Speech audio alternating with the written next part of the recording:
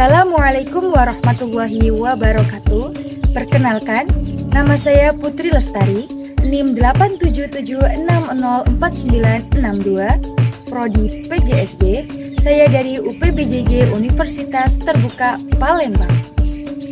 Kali ini saya akan melakukan praktikum IPA di SD dengan tema simbiosis, dengan tujuan mengidentifikasi simbiosis parasitisme, komensalisme, dan mutualisme.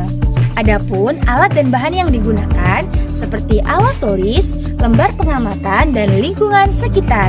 Sebelum kita mulai, mari kita cari tahu dulu apa sih simbiosis itu? Pengertian simbiosis. Simbiosis adalah suatu bentuk hubungan yang sangat erat antara satu spesies makhluk hidup dengan spesies makhluk hidup lainnya dan hidup bersama dalam suatu habitat tertentu. Ada 3 macam jenis simbiosis. 1. Parasitisme adalah suatu hubungan di antara 2 spesies di mana satu spesies diuntungkan sedangkan spesies lainnya dirugikan. 2. Komensalisme adalah suatu hubungan di antara 2 spesies di mana satu spesies diuntungkan sedangkan spesies lainnya tidak diuntungkan atau tidak dirugikan. 3. Mutualisme adalah suatu hubungan di antara 2 spesies di mana kedua spesies tersebut diuntungkan. Nah, itulah tadi penjelasan dari simbiosis dan 3 macam jenis simbiosis. Sekarang teman-teman sudah tahu kan? Yuk sekarang kita lihat contoh dari simbiosis parasitisme, komensalisme, dan mutualisme.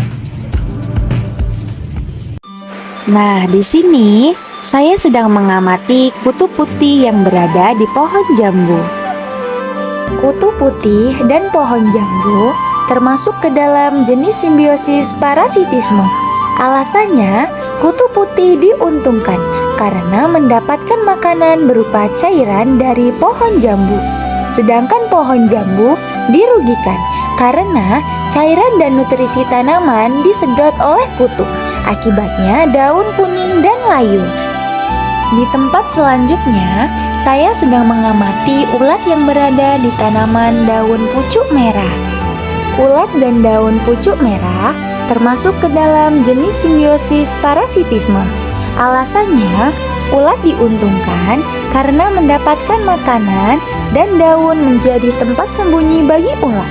Sedangkan daun pucuk merah dirugikan karena pertumbuhannya jadi terhambat dan daunnya rusak akibat dimakan ulat. Selanjutnya, ada nyamuk yang sedang hinggap dan menggigit tangan manusia. Nyamuk dan manusia termasuk ke dalam jenis simbiosis parasitisme. Alasannya, nyamuk diuntungkan karena mendapatkan darah manusia untuk mematangkan telur agar bisa berkembang biak.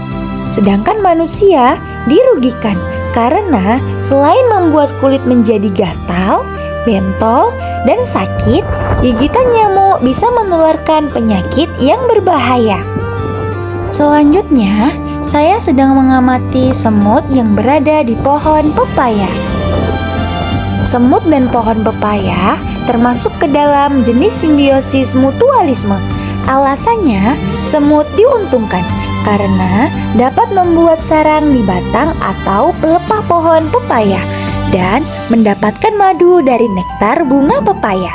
Sedangkan pohon pepaya juga diuntungkan karena semut dapat mengusir atau memakan hama yang hinggap di pohon.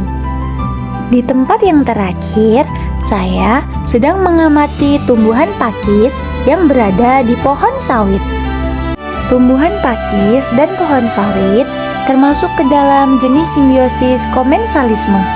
Alasannya, pakis diuntungkan karena mendapatkan tempat yang tinggi agar lebih mudah terkena sinar matahari untuk proses fotosintesis. Sedangkan pohon sawit tidak diuntungkan dan tidak dirugikan karena sawit tetap tumbuh normal meskipun pakis tumbuh di pohon sawit.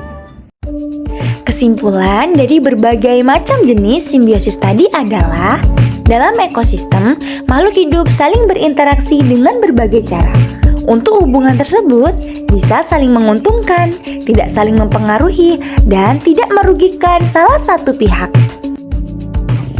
Itulah tadi praktikum yang telah saya lakukan dengan tema simbiosis. Mudah-mudahan teman-teman bisa lebih paham dan mengerti tentang simbiosis dan macam-macam jenis simbiosis ya. Terima kasih sudah menonton. Wassalamualaikum warahmatullahi wabarakatuh.